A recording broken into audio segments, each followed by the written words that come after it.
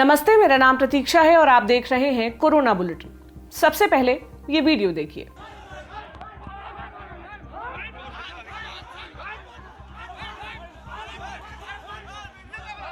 जैसा कि आप स्क्रीन पर देख पा रहे हैं, कई लोग मिलकर कुछ पुलिस वालों को दौड़ा दौड़ा कर पीट रहे हैं। ये वीडियो यूपी के कानपुर शहर के घाटमपुर इलाके का है। घटना एक शराब के ठेके के बाहर है, जहां भीड़ में खड़े लोगों को पुलिस वाले मास्क लगाने के लिए कह रहे थे। ना मानने पर सिपाही और दरोगा ने लोगों को चालान काटने की चेतावनी दी और इसके बाद ये मारपीट शुरू हो गई और वीडियो सोशल मीडिया पर वायरल हो गया। बड़ी विकट स्थिति है ये, गजब की बेशर्मी है। मतलब आप जान के ऊपर शराब रख के पहले भीड़ में बिना मास्क खड़े होते हैं, फिर पुलिस वाला टोके तो उसे पीट देते हैं। इस घटना की जितनी निंदा की जाए कम है। ऐसे लोगों पर सख्त कार्रवाई होनी चाहिए, जिसके आदेश इस मामले में दिए भी गए हैं। मगर जनता से हमारी अपील है, आप सबसे अपील है कि पुलिस वाले भी अपनी जान जोखिम में डालकर इस वक्त ड्यूटी कर रहे हैं। कृपया उन्हें उनका काम करने दें और उनका सम्मान करें। डोनेट कार्ड और प्रोजेक्ट अर्थ के साथ जुड़कर कोविड से गुजरे हुए अनक्लेम्ड बॉडीज का डिग्निफाइड क्रिमेशन करने में मदद कीजिए। डिस्क्रिप्शन में दिए हुए लिंक पर जाकर डोनेट कार्ड पे अभी डोनेट करें। अब बात ग्राउंड रिपोर्ट्स की। उत्तराखंड से कोरोना के जो आंकड़े आए हैं वो और भी चौंकाने वाले हैं। उत्तराखंड के ग्रामीण इलाकों में कोरोना से संक्रमित करीब 90% मरीज घर पर ही आइसोलेशन में रहने को मजबूर हैं। आंकड़े ये भी बताते हैं कि उत्तराखंड में 1,20,000 की आबादी पर सिर्फ एक कोविड अस्पताल है। उत्तराखंड में वैक्सीन की धीमी रफ्तार भी चुनौती बनी हुई है।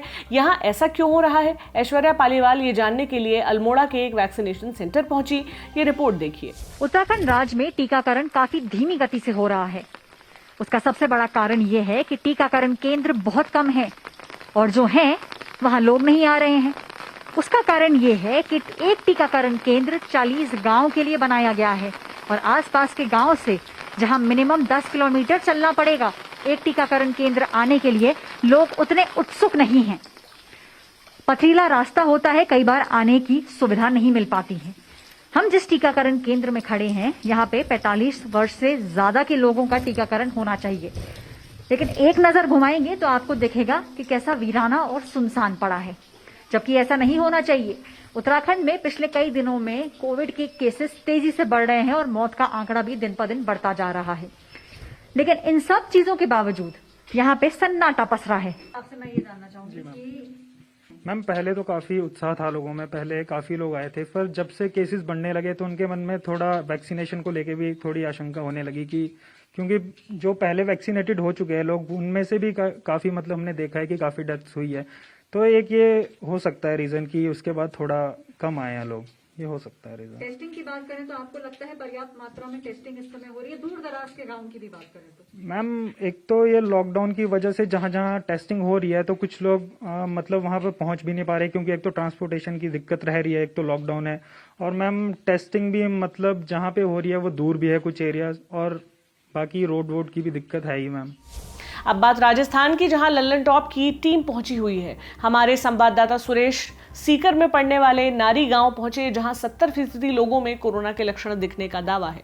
पिछले कुछ दिनों में 9 लोगों की मौत भी हो चुकी है, लेकिन गांव में प्रशासन की ओर से अभी टेस्टिंग शुरू ही नहीं हो पाई है। लोगों में कोरोना की दहशत ऐसी कि लोग गांव के कोरोना का टेस्ट करवाने में घबरा रहे हैं। ऐसा क्यों है, खुद सुनिए। अभी हम सीकर की फतेहपुर तहसील के नारी गांव में आए हैं और यहाँ के लोगों में एक अलग ही तरह का खौफ है। यहाँ के लोग सरकारी हॉस्पिटल में मतलब कोविड की रिपोर्ट इस तरह से इसलिए नहीं करवा रहे, सिम्टम्स लोगों में बहुत सारे लोगों में है लेकिन कोविड की रिपोर्ट नहीं करवा रहे। एक सरकारी हॉस्पिटल को लेकर भी डर है कि उस हॉस्पिटल में एडमिट करवा दिया तो वहाँ से लोग जिंदा नहीं लौटते हैं, इसलिए हॉस्पिटल में एडमिट होने से भी यहाँ लोग डर रहे हैं। गांव के कुछ लोग हैं यहाँ, मैं उनसे पूरा समझने की कोशिश करूंगा कि किस तरह कितनी मौतें यहाँ हुई हैं और किस तरह का यहाँ संक्रमण फैल रहा है। गांव में कितनी मौतें अभी तक हो चुकी हैं कोरोना? गांव में रिसेंटली 9 मौतें हो चुकी है पिछले 16 दिन में, और अभी भी 3 पेशेंट जो है वो सीरियस है। 16 दिन में 9 मौतें हो चुकी है। गाँव कितना बड़ा, आबादी कितनी होगी? आबादी गाँव की होगी करीब 1400-1500, बस करीब इतनी आबादी है गाँव की, और उसके अंदर पिछले 16 दिन में 9 मौतें हो चुकी है। और अब अगर इसमें सैंपलिंग करवाई जाए तो हमें ऐसी आशंका है कि कम से कम 60% से लोग ज़्यादा इसमें पॉजिटिव निकल जाएंगे। 60% से ज़्यादा लोग पॉजिटिव, मतलब इतने लोगों में सिम्टम्स उस तरह के हैं? परेशान, हाँ, हम अपने स्तर पे हम लोग सर्वे कर रहे हैं, उसी में आ रहा है। कुछ लोग बता नहीं रहे हैं डर के कारण, तो लग यही रहा है कि डर के कारण नहीं बता रहे हैं। वही है कि गवर्नमेंट हॉस्पिटल में यहाँ से अगर कोविड पॉजिटिव हो गए हम लोग तो सीधा हमको गवर्नमेंट हॉस्पिटल में डाल देंगे, वहाँ पे कोई देख रेख है नहीं, कोई संभालने वाला है नहीं। गवर्नमेंट हॉस्पिटल में ये जो सीकर में सांवली। अच्छा, सीकर जो जिला मुख्यालय है वहाँ पर एक कोविड सेंटर बना रखा है, उस जगह का नाम सांवली है, तो उसको सांवली हॉस्पिटल बोलते हैं। यहाँ फतेहपुर में तो वहाँ उस सांवली हॉस्पिटल को लेकर किस तरह का डर है? यही डर है कि वहाँ पे पेशेंट को लेके जरूर चले जाएंगे, फैसिलिटीज मिलती नहीं है डॉक्टर को, जिनकी डॉक्टर भी क्या करें, उनको जो फैसिलिटी मिलती है वही देते हैं, फिर पेशेंट को वहाँ देखा नहीं जाता अच्छी तरह से, अकेले को छोड़ देते हैं। मोस्टली जो वहाँ से सबको दिमाग में यही चल रहा है कि वहाँ जब जाएंगे तो बंदा जिंदा नहीं आएगा। आइडिया नहीं, सबसे बड़ी ज़रूरत है हमारे गांव में कि उनको बताना ज़रूरी है कि ये चीज़ हो कैसे रही है, उसका रिएक्शन कैसे होता है और उसको आगे उसका डील कैसे करना है उसके साथ, ये उनको नहीं पता। ठीक है, बुखार हो गया, जागरूक है नहीं, इधर उधर से मेडिसिन ले ली, फिर उसको लेते गए और टाइम निकाल दिया। जो भी जितने हुए हैं उनका टाइम बहुत निकल गया था, 10 दिन 15 दिन, और जब बहुत ज़्यादा एटलास उन पे आया तब चेक किया तो वो सैचुरेशन ऑक्सीजन लेवल एकदम डाउन आ रहा है और उनका सीटी बहुत पॉइंट एकदम ऊपर तक जा रहा है। फिर एटलास फिर ये मतलब एक तो जैसे नॉर्मल बुखार हो रहा है तो लोग क्या मान ही नहीं रहे कि ये कोरोना हो सकता है, उनको लगता है कि बुखार नॉर्मल है। वो जैसे भी उनको हो गया है, ठीक है, अब हल्का फुल्का हो गया वो बैठ जाते हैं, जैसे छुपा रहे हैं। छुपा क्यों रहे? क्योंकि ये बीमारी तो कई दिनों से चल रही है, लोग भी मर रहे हैं, मौतों का आंकड़ा भी पूरे देश में आप हालात देख ही रहे हैं। छुपाने की क्या वजह है? मतलब आपसे मैं समझना चाहता हूँ। छुपाने में यही है कि वो यहाँ से लेके चले जाएंगे, घर वाले हो या और प्रेशर में हो, वो घर में लेके चले जाएंगे, उसको उधर डाल देंगे, वही प्रॉब्लम। गांव वालों की बातें सुनकर साफ जाहिर है कि उनमें जागरूकता की कमी है। ऐसे में सरकार की जिम्मेदारी और बढ़ जाती है कि वे इन लोगों के लिए व्यवस्थाएं करने के साथ ही जागरूकता भी फैलाए, मगर ऐसा होता दिख नहीं रहा है। जागरूकता की बात हो ही रही है तो मध्य प्रदेश के पाथरवाड़ा गांव से जो मामला सामने आया है उस पर भी बात करना जरूरी है। इस गांव के लोगों में वैक्सीन को लेकर क्या भ्रम फैला हुआ है, सुनिए। कई लोगों को बुखार आया, कई लोग बीमार हुए उससे, कौन अच्छा वाला शरीर को बीमार करना चाहेगा? तो सरकार तो बोल रही है कोरोना के लिए तो टीका जरूरी है लगाना। सरकार बोल रही है कोरोना के टीका लगाएंगे और कुछ करता कुछ हो जाएगा, हमको पैसा लगाएगा सरकार। तो आप नहीं लगाओगे टीका?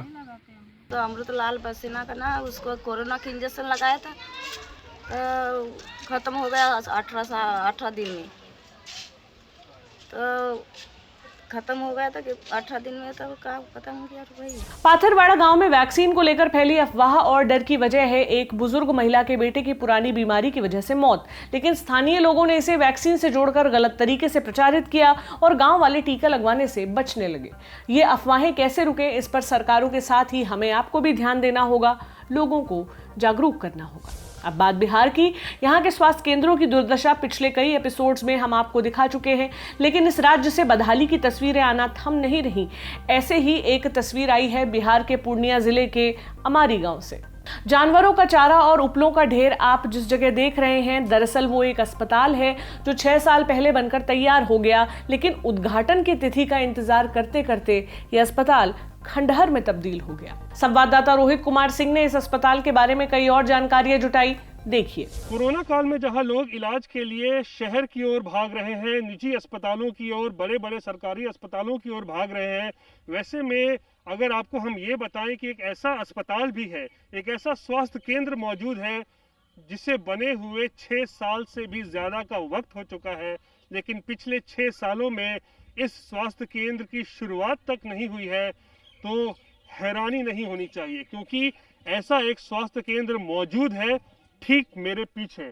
ये आप देख रहे हैं, ये पूर्णिया जिले के धमदाहा प्रखंड में अमारी गांव में ये अतिरिक्त प्राथमिक स्वास्थ्य केंद्र मौजूद है और 2010 में बताया जा रहा है कि इसका निर्माण शुरू हुआ और 2015 में ये बनकर तैयार हो गया, लेकिन 2015 से लेकर 2021 यानी कि पिछले 6 सालों से ये अस्पताल इंतजार कर रहा है कि कोई इसका उद्घाटन करे तो इसके दरवाजे खुले, और दरवाजे अगर खुले तो फिर मरीज इसमें आए और उनका इलाज हो सके। ये है अस्पतालों की असली हकीकत बिहार में, जहां 6 साल से एक अस्पताल तकरीबन 65 लाख की लागत से बनकर तैयार है, लेकिन 6 साल से इसका उद्घाटन नहीं हुआ है, इसे खोला नहीं गया है, जिसकी वजह से जो आसपास के इलाके में रहने वाले लोग हैं, उनको दर दर भटकना पड़ता है, शहर की ओर जाना पड़ता है, पूर्णिया जाना पड़ता है, मधेपुरा जाना पड़ता है। इस गांव के लोगों के मुताबिक राजनीतिक रस्साकशी की वजह से इस अस्पताल का उद्घाटन अब तक नहीं हो पाया है।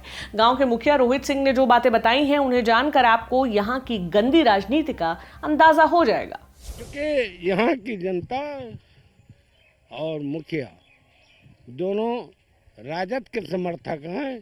यहाँ विरोधी दल के एमपी हैं, विरोधी दल के विधायक हैं, उच्च वर्ग से आते हैं विधायक, और क्या कहते हैं यहाँ ये पंचायत जो पूर्णतः पिछड़ी जाति के लोग यहाँ है, ये यही समावेश में आकर के इसका उद्घाटन एमपी कर रहे हैं, अन्नो कर रहे हैं विधायक।